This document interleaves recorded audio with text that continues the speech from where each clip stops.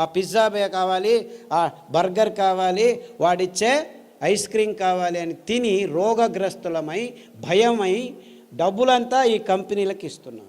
ఎందుకు మనకు రోగాలు వస్తున్నాయని ఎవ్వరు మీకు విశ్లేషణ చెప్పకపోవడం వల్ల ఈ అనాహుతం జరుగుతుంది. నేను 20 సంవత్సరాల నుంచి అన్ని చోట్ల చెప్పుకుంటూనే వస్తున్నాను. వందల వేల మంది బాగు చేసుకుంటున్నారు. నా దగ్గరికి ఎవరు రావాల్సిన అవసరం లేదు.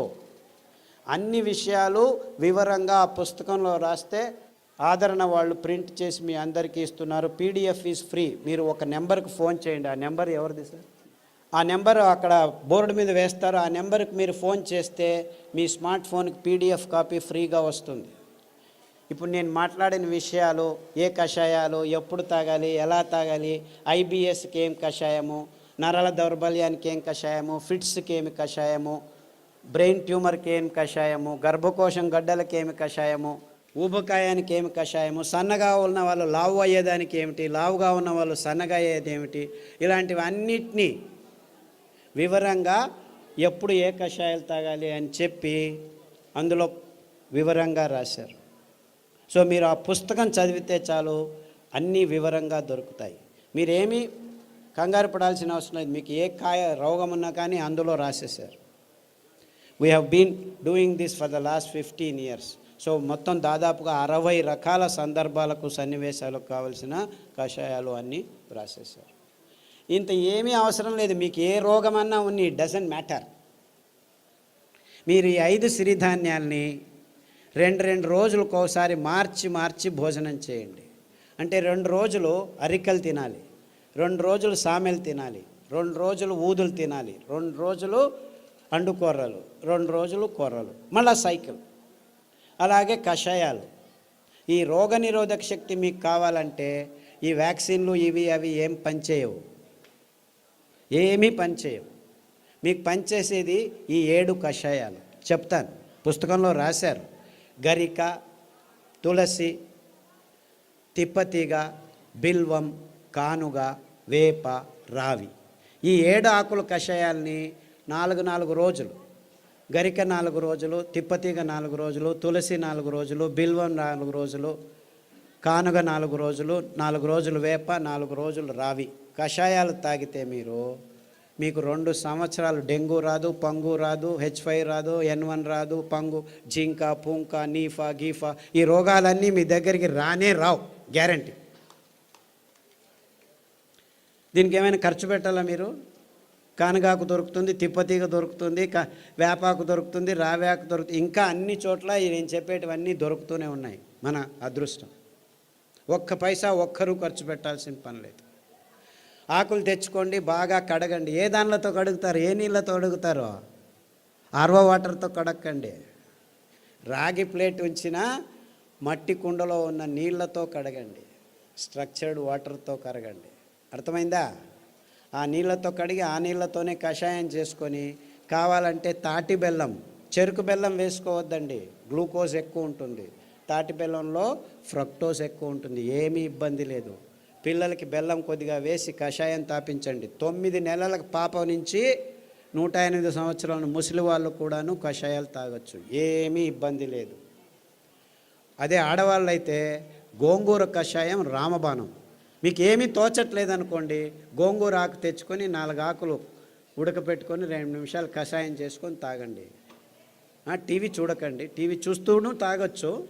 గోంగూర కషాయం అయితే మీకు టీవీ చూడకుండా చేస్తుంది. మీకు ప్రజ్ఞ ఎక్కువ అవుతుంది, రోగనిరోధక శక్తి ఎక్కువ అవుతుంది, అద్భుతమైన రక్తహీనత నుంచి దూరంగా చేసేదానికి వీలవుతుంది, వైట్ డిశ్చార్జ్ తక్కువ అవుతుంది. ఇలాంటి మీ సమస్యలన్నీ 99% గోంగూర కషాయంతో మాయమైపోతాయి. సో వారానికి 2 రోజులు, లేకపోతే 2 వారాలు గోంగూర కషాయం, 2 వారాలు కొత్తిమీర కషాయము, 2 వారాలు రావి ఆకు కషాయం తాగితే చాలు, ఆడవాళ్ళకి ప్రాబ్లమ్స్ అన్నీ మాయమైపోవడం మొదలుపెడతాయి. ఇంత సింపుల్గా ఉంది విషయం.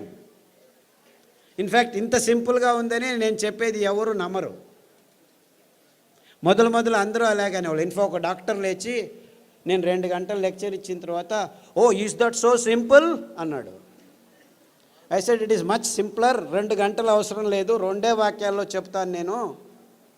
2 వాక్యాలు. రోజుకు 1 గంట నడవండి, వీలైతే పొద్దున 15 నిమిషాలు, సాయంకాలం 15 నిమిషాలు ఇంత అద్భుతమైన పదార్థాలని ఇప్పటికీ ఇస్తున్నాడు దేవుడు. ఎన్ని పాపాలు చేసినా మనము ఆ దేవుణ్ణి ఒక 15 నిమిషాలు పొద్దున్న లేచి ధ్యానం చేయండి, సాయంకాలం పడుకునే ముందు ఒక 15 నిమిషాలు ధ్యానం చేయండి. తర్వాత సిరిధాన్యాలను తినండి, గోధుమలను తినకండి, బియ్యం తినకండి, పాలు తాగకండి, చక్కెర ముట్టద్దండి, గుడ్లను కూడా చూడొద్దండి. పాపం అవేమో పిల్లల కోసం గుడ్లు పెట్టుకుంటున్నాయి, మీరు వెళ్ళి రాక్షసులాగా తినకండి.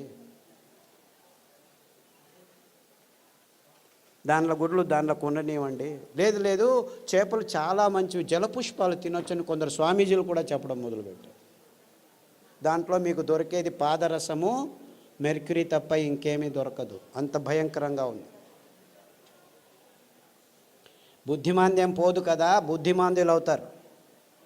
మీ పిల్లలు బుద్ధిమాంద్యులు కాకుండా పుట్టాలంటే కొర్రలు తినండి, అండు కొర్రలు తినండి, అరికెలు తినండి, సామెలు తినండి, అరటి బోధ కషాయము, పసుపు కషాయము గర్భిణిగా ఉన్నప్పుడు తాగండి, పిల్లలకు తాగించండి. మీ పిల్లలు బుద్ధిమాంద్యులు అయిపోయి సూక్ష్మగ్రాహీలు అవుతారు.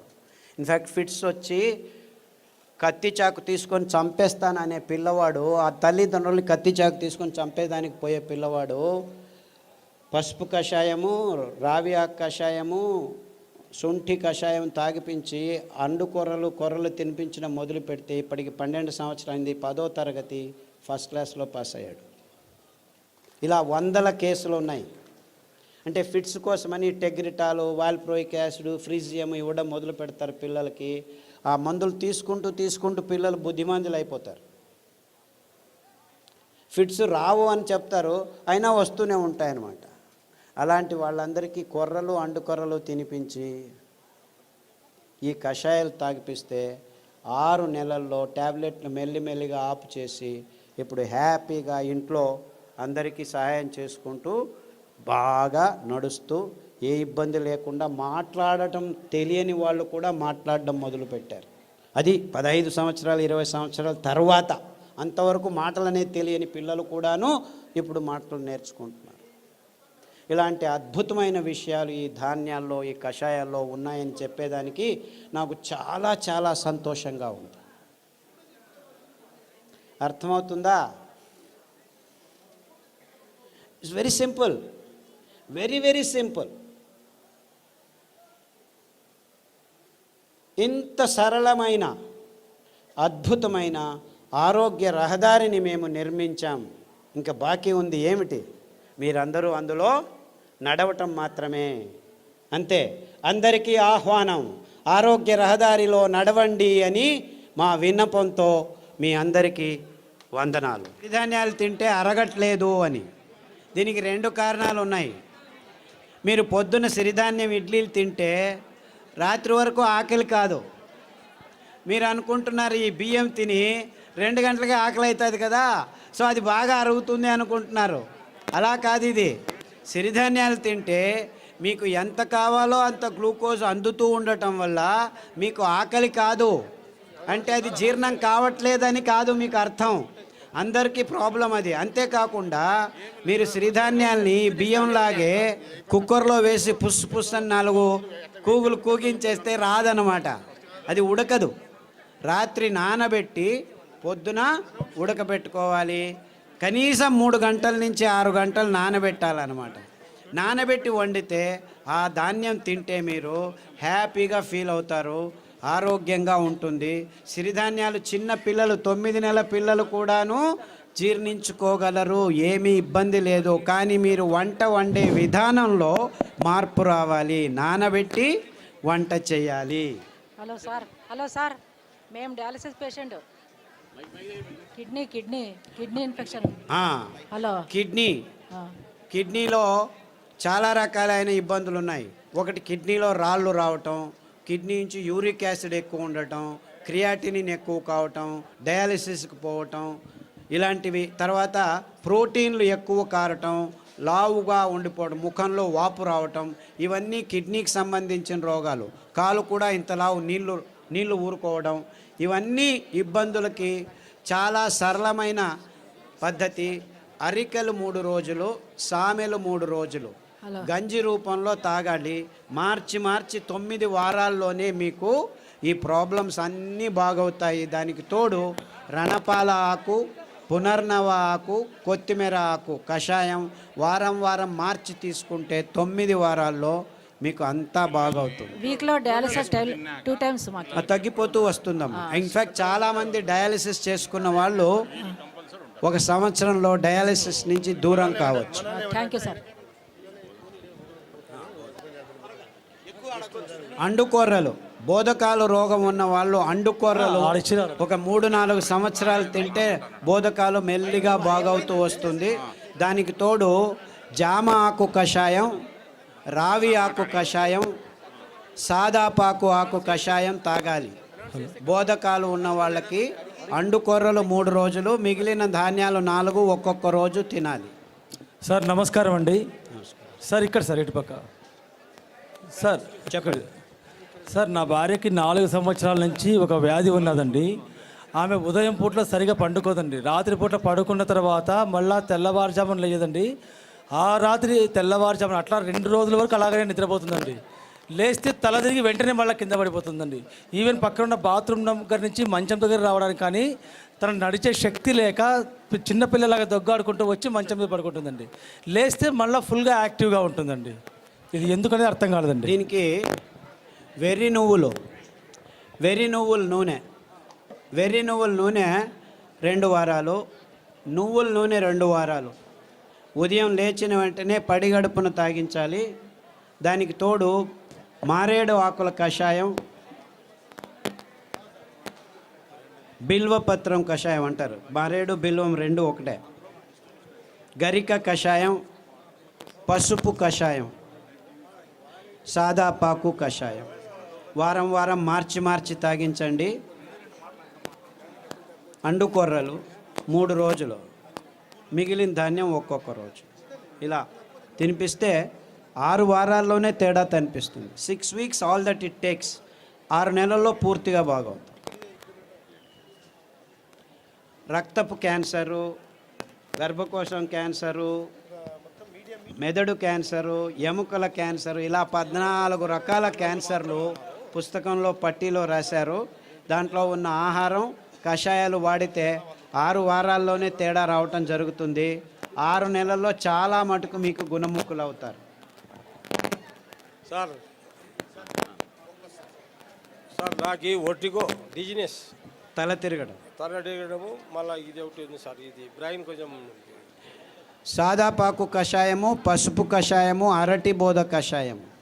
తర్వాత ఈ వర్టిగో ఉన్నవాళ్ళు చాలామందికి ఈ తంబాకు అంటే పొగాకు, సిగరెట్లు కానీ ఈ లోపల నోట్లో పెట్టుకోవడం కానీ అలవాటు ఉన్న వాళ్ళకి ఈ వర్టిగో ఎక్కువగా ఉంటుంది. అంటే మీరు దాని నుంచి బయటపడాలంటే చేయాల్సింది కానుగ ఆకు కషాయం, చమురు ఆకు కషాయం, రావి ఆకు కషాయం. ఈ 3 కషాయాలని మార్చి తాగాలి. అరికలు, సామెలు ఎక్కువగా తినాలి. సార్ నమస్కారం sir. Prostate cancer, lung cancer. ఇప్పుడు ఏమైందంటే లంగ్లో క్యాన్సర్ వచ్చింది, రేడియోథెరపీ, కీమోథెరపీ తీసుకుంటారు, అక్కడికి ఆగదు, ప్రోస్టేట్కి వస్తుంది. ప్రోస్టేట్కి తీసుకుంటే ఎముకలకు వస్తుంది. అంటే ఇది క్యాన్సరు ఇక్కడుంది, అక్కడుంది అని కాదు. క్యాన్సర్ మొత్తం దేహంలో ఉంది, ఒక్కొక్కసారి ఒక్కొక్క చోట బయటపడుతుంది అని అది అర్థం చేసుకోవాలి. కాబట్టి అన్ని క్యాన్సర్లకు మూలం ఒకటే. అందువల్ల మీరు పారిజాతము, రావి ఆకు, జామాకు కషాయాలు అన్ని క్యాన్సర్లకు బేస్గా ఉండాలి. ఈ 5 ధాన్యాల్ని 2 రోజులు తినడం మొదలు పెట్టండి. 6 వారాల నుంచి 6 నెలల్లో మీకు గుణముఖుడవడం మొదలు పెడతారు. 2 సంవత్సరాల్లో పూర్తి క్యాన్సర్ మీ దేహం నుంచి బయటపడిపోతుంది. ఏమీ ఇబ్బందులు ఉండకుండా జరుగుతుంది. బ్రెయిన్ స్ట్రెంగ్తింగ్ చేసి అదే చెప్పాను కదా, సాదాపాకు, పసుపు కషాయాలన్నీ ఈ నర దౌర్బల్యానికి జరిగినదానికి. తర్వాత నువ్వుల నూనె, వెర్రి నువ్వుల నూనె తాగండి. ఐబిఎస్ పుస్తకంలో రాసాము. ఐబిఎస్, క్రాన్స్ డిసీజు, కొల్లైటిస్ ఇవన్నీను లిస్ట్ చేశాము. పుస్తకంలో పట్టీలో ఉంది, గమనించి వాడండి. నమస్కారం సార్. సార్ నమస్కారం సార్.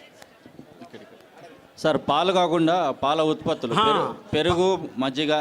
పాలు లాక్టోబాసిల్లస్ తోడుకు పెరుగుకు వేసుకుంటే అందులో ఉన్న కెమికల్స్ అన్నీ నిర్నామం అయిపోతాయి ఫర్మెంటేషన్ వల్ల. అంతేకాకుండా మనకు పాలు, కొబ్బరి పాలు అతి అద్భుతమైన పాలు, అన్ని రోగాలను దూరం చేస్తాయి. నువ్వుల పాలు ఇంకా మంచిది, రాగి పాలు మంచిది. సో మనకు ఒక్క పాలు కాదు, కొబ్బరి పాలు అతి అద్భుతమైన పాలు. పిల్లల రోగాలన్నీ దూరం అయిపోతాయి, రోగనిరోధక శక్తి ఎక్కువ అవుతుంది, జీర్ణశక్తి బాగుంటుంది, మెదడు రోగాలు రాకుండా ఉంటాయి. సో మీరు పాలకు పర్యాయం అంటే చాలా పాలు ఉన్నాయి. కొబ్బరి పాలు, నువ్వుల పాలు, రాగుల పాలు, సజ్జల పాలు, ఇలా 4-5 రకాల పాలు. దానిలో నుంచి పెరుగు కూడా చేసుకోవచ్చు, ఏమీ ఇబ్బంది లేదు. సార్ నమస్కారం అండి, నా పేరు పూల రమణ సార్. ఈ పరిసర ప్రాంతాల్లో మాకు రాగిడి భూములు ఎక్కువ సార్. సో ఈ ప్రాంతంలో మేము ఎక్కువగా జొన్నలు పండిస్తుంటాం, జొన్నలు, రాగులు, సద్దలు పండిస్తుంటాం. వాటి గురించి కూడా మీరు కొంచెం దయచేసి వాటి వివరణ కూడా ఇవ్వాలండి. పుస్తకంలో రాశారు తటస్థ ధాన్యాలని. ఎందుకు మీరు రాగులు, సజ్జలు, జొన్నలే ఇంకా పెంచుతున్నారంటే కారణం ఇంతే. ఇది చాలా టెక్నికల్ రీజను, ప్రాక్టికల్ రీజను. రాగులు, సజ్జలు, జొన్నలు నగ్న బీజాలు అంటారు. అంటే దానిల మీద కవచం ఉండదు. అంటే దాన్ని మీరు మిషన్కి తీసుకెళ్ళి డీహస్కింగ్ చేయాల్సిన పని లేదు.